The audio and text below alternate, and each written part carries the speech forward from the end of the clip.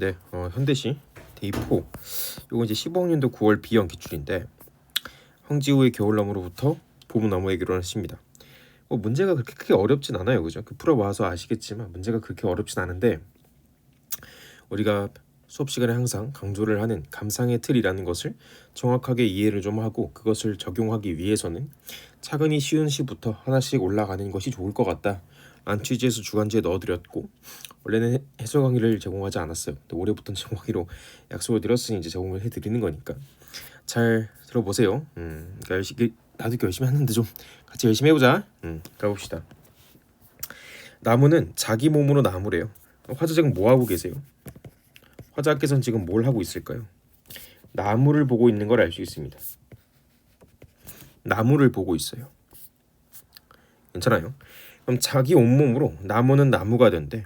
자기 온몸으로 헐벗고 영하 13도, 영하 20도 지상에 온몸을 뿌리박고 대가리를 쳐들고.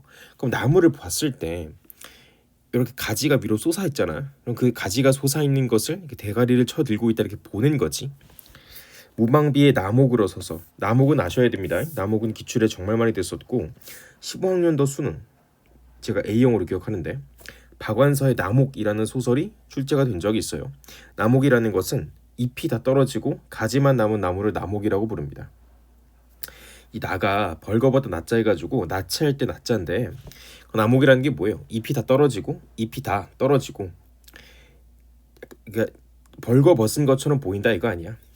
나목은 좀 알아두셔야 되고. 그럼 두 손을 올린다는 게 실제로 손이 있는 게 아니고 가지가 하늘 위로 솟아있는 걸 두 손을 올리고 있다 이렇게 표현을 하는 거잖아. 근데 화자의 입장에서 이 나무란 존재는 뭘 하고 있는 것처럼 보여. 벌을 받고 있다. 벌을 받고 있는 것처럼 보인다. 동의? 그러면 이 나무는 자신이 처한 현실을 긍정적으로 볼까요? 부정적으로 볼까요? 나무는 부정적으로 볼 수밖에 없어요. 벌을 받고 있다, 손이 있다 이런 표현을 통해서 나무는 지금 의인화되었음을 알 수 있고, 의인화되었다면 의인화된 대상도 자아 취급을 하기 때문에 내면 세계를 가질 수 있습니다. 그럼 나무는 자신이 처한 현실을 부정적으로 볼 거야.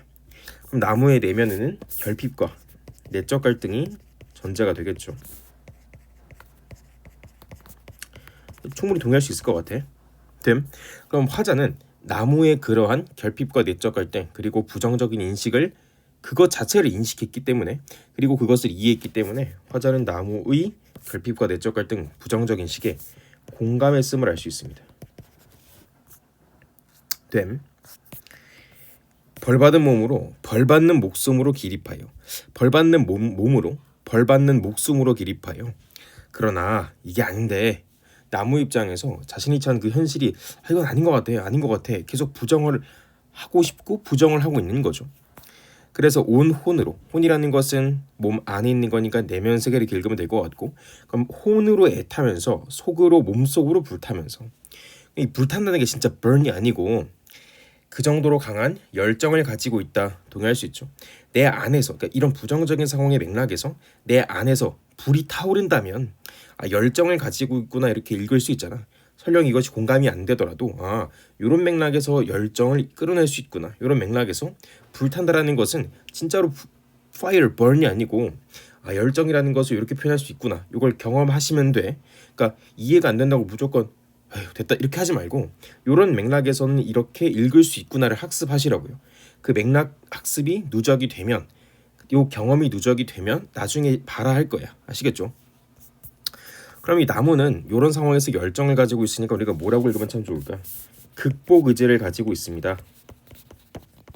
나무란 존재는 극복 의지를 가지고 있어. 버티면서 거부하면서 영하에서 영상으로, 영상 5도, 영상 13도 지상으로 밀고 간다. 막 밀고 올라간다. 그러면 이 밀고 올라간다는 것은 나무의 극복 의지가 반영된 표현임을 알 수 있겠죠. 의지를 가지고 직접 하기 때문에 주체적인 행동이고, 또 능동적인 행동임은 우리가 쉽게 이해할 수 있을 것 같습니다. 온몸이 으스러지도록 불을 터지면서 자기의 뜨거운 혀로 싹을 내밀고. 이 뜨겁다라는 게 맥락상 뭐예요? 그 열정을 가지고 있다 이 소리 아니야.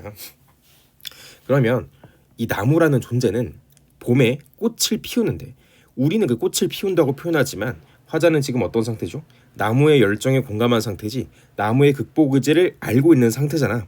그러니까 그 강렬한 열정을 조금 더 잘 표상하기 위해 꽃을 피운다가 아니고 터진다 이렇게 표현을 하는 겁니다. 됨 스스로 상처를 내면서 이 고통을 이겨나간다라고 보낸 거지.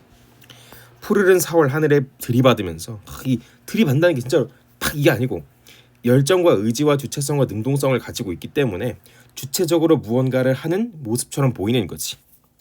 감탄사죠. 감탄사라는 것은 감정을 터뜨리는 것이기 때문에 이 안은 뭐가 들어가 있는 거예요? 이 나무란 존재가 열정과 극복 의지를 가지고 있는 것에 대한 화자의 긍정적인 인식이 반영이 되는 거지.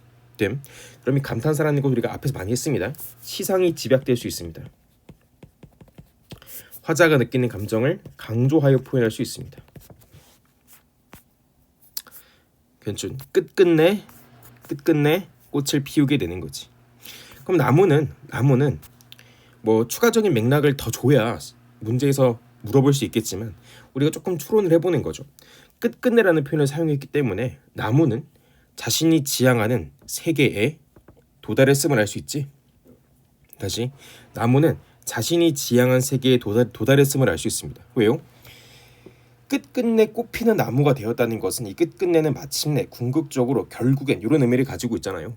그러면 내가 지향하는 화자가 생각하는 대상이 생각하는 완전한 세계로 가는 과정이 아니고 궁극적으로 대상이 가고자 하는 세계에 왔음을 알 수 있고 그렇기 때문에 꽃을 피움으로써 나무는 초월했음을 알 수 있습니다. 그럼 이 나무가 바라는 이상 세계는 뭐예요? 꽃을 피우는 봄의 세계가 되는 거지. 여기까지 읽어내면 됩니다. 그럼 결국엔 우리가 배운 대로 부정적 인식이 있으면 거기서 끝날 수도 있지만 일반적으로 극복 의지를 가지거나 체념을 하거나 둘 중 하나로 나아간다. 일반적으로 뭐 물론 우리가 수업 시간에 긍정적 인식과 결핍 그리고 체념에서도 결핍이 나타날 수 있다 다 하지만 일반적인 흐름으로는 극복 의지, 체념 둘 중에 하나로 나아갈 수 있고 그 뒤로도 연쇄 작용을 할 수가 있다는 걸 우리가 수업 시간에 많이 배웠습니다. 그럼 우리가 강의 시간에 배운 그 일반적인 흐름에 맞춰서 읽어보면 전혀 어색한 시는 아닌 것 같아요. 괜찮으시죠? 그러니까 이게 무조건 뜨거운, 무조건 열이라면 열은 무조건 극복 의지다 이건 아니지만 이런 맥락에서 이런 표현은 극복 의지로 읽어낼 수 있겠구나. 요거를 좀 학습을 하셔야 될 것 같아요.